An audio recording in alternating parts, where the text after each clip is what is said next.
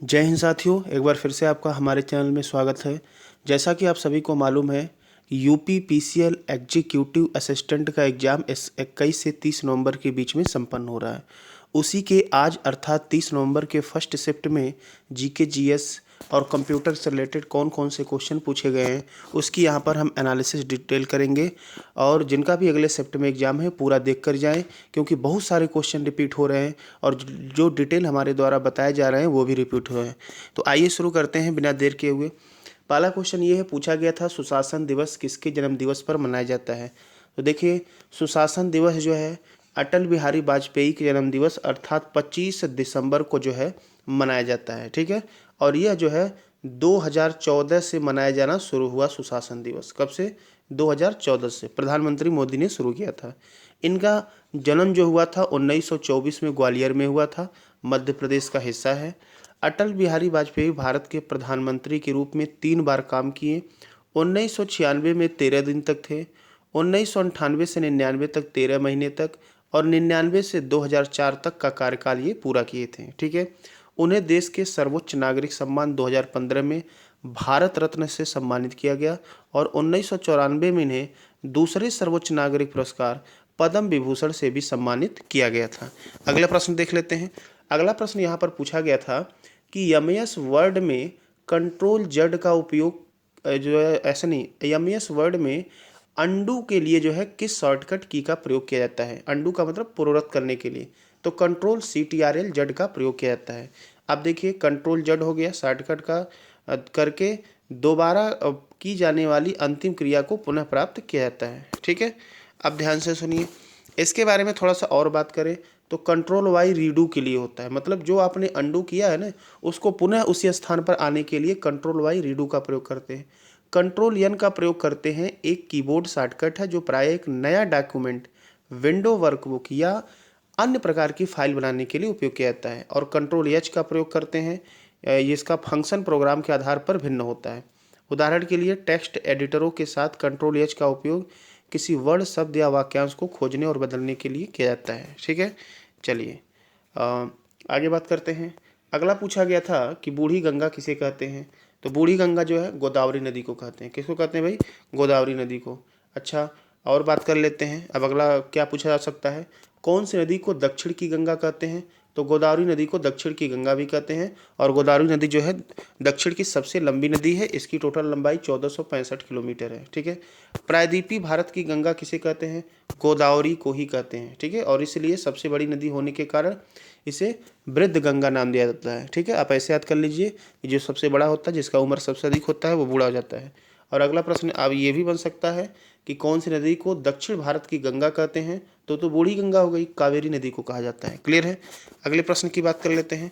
अगला प्रश्न यहाँ पर पूछा गया था कि SDRAM के फुल फॉर्म में यस का फुल फॉर्म पूछा गया था। तो फिलहाल हम पूरा बात करते हैं। Synchronous dynamic random access memory कहते हैं। ठीक है, सिंक्रोनस जो है DRAM इसलिए कहा जाता है क्योंकि इसमें मेमोरी सिंक्रोनाइज्ड होती है क्लॉक स्पीड के साथ, जो कि कंप्यूटर के CPU बस स्पीड के लिए ऑप्टिमाइज्ड होता है। तो यहाँ पर एस का फुल फॉर्म सिंक्रोनस होगा। अगला प्रश्न देख लेते हैं। यहाँ पर पूछा गया था कि हरित क्रांति की शुरुआत किस पंचवर्षीय योजना में हुई थी। तो देखिए, हरित क्रांति की शुरुआत 1965 में हुई थी। 65 नहीं, 1966 में माना जाता है। तीसरी पंचवर्षीय योजना जो 1961 से 66 के बीच में हुई थी, उसी में हुई थी। ठीक है, और हरित क्रांति की शुरुआत खाद्य और कृषि मंत्री सुब्रमण्यम के नेतृत्व में हुई थी। और 1965 में लाल बहादुर शास्त्री प्रधानमंत्री थे। तो लाल बहादुर शास्त्री ने ही हरित क्रांति की शुरुआत की थी। हरित क्रांति के भारत में जनक कहा जाता है MS स्वामीनाथन को। ठीक है, हरित क्रांति शब्द का उपयोग पहली बार किसने किया था? अमेरिकी agency for international development USAID के प्रशासक विलियम S गाउड ने किया था। ये भी एग्जाम में प्रश्न पूछा गया है, तो ये सब पूरा रिवीजन करके आप जाएं। हरित क्रांति के विश्व जनक जो है नॉर्मन बोरलॉग को कहा जाता है। ठीक, बात करें गेहूं और चावल के उत्पादन में भारी वृद्धि की वजह से उच्च पैदावार देने वाले बीजों की शुरुआत की बात कर रहा है, मुख्य रूप से मैक्सिकन गेहूं के बीज। ठीक है, और वैसे भी अंतर्राष्ट्रीय गेहूं संस्थान आपका मैक्सिको में ही है। ठीक है, और चावल का जो है ब्राज़ील में है। ठीक है, तो यहाँ पर उच्च उत्पादन वाले बीज की बात हुई थी। और हरित क्रांति का उद्देश्य क्या था? खाद्यान्नों को आत्मनिर्भर बनाना। यह उत्तर भारत में विशेष रूप से पंजाब, हरियाणा और उत्तर प्रदेश में पेश किया गया था। और आज हमारा देश जो है पूरे दुनिया में चावल गेहूं में उत्पादन में दूसरे स्थान पे है, जबकि चावल की बात करें तो निर्यात में भारत टॉप पे आता है, पहले स्थान पे है। अगले प्रश्न की बात कर लेते हैं। पूछा गया था 11वीं पंचवर्षीय योजना का लक्ष्य क्या है। पिछले दिन पूछा गया था 10वीं पंचवर्षीय योजना। पंचवर्षीय योजना से प्रश्न पूछे भी आ रहे हैं 2-3 क्वेश्चन। तो देखिए 11वीं पंचवर्षीय योजना 7 से 12 था, और जब 12वीं पंचवर्षीय योजना चला तो उसके स्थान पर नीति आयोग आ गया। तो जीडीपी विकास दर 8 से 10% तक करने का वृद्धि था। ठीक है, कितना, पहले 8 था, उसको कितना परसेंट लक्ष्य था, 10%, यही पूछा गया था। ठीक है, चलिए आगे बात करते हैं। अगला प्रश्न ये इसमें पूछा गया था, छांदोग्य उपनिषद के बारे में पूछा गया था कि किसका भाग है। तो देखिए जो छांदोग्य उपनिषद है ये प्राचीनतम 10 उपनिषदों में नवम एवं सबसे बृहदाकार है। जितने भी 10 उपनिषद हैं ये 9वें स्थान पर है, लेकिन सबसे बड़ा है। नाम के अनुसार इस उपनिषद का आधार क्या है भाई, छंद है, तो ये भी पूछा जाता है। इसमें अध्याय 8 है, प्रकार मुख्य उपनिषद है, और ये किस वेद से संबंधित है, साम वेद से संबंधित है। ठीक है, और इससे संबंधित ये लेख की बात की गई है। चलिए, उपनिषद वेदांत को ही कहते हैं। यहाँ पर गौतम बुद्ध के जन्म स्थान के बारे में पूछा गया था। देखिए गौतम बुद्ध का जन्म स्थान जो है, इनका जन्म ईसा से 563 ईसा पूर्व में हुआ था।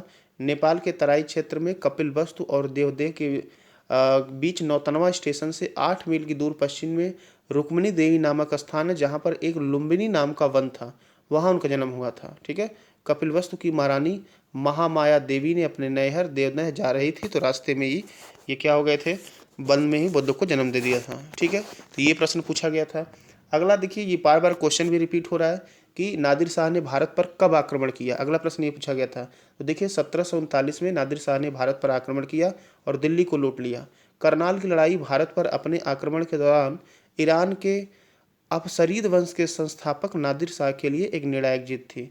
नादिर शाह 1738 में भारत की ओर बढ़े। उन्होंने 1739 में काबुल, गजनी, लाहौर जैसे मुगल साम्राज्य की पश्चिमी सीमाओं पर क्या कर लिया, कब्जा कर लिया।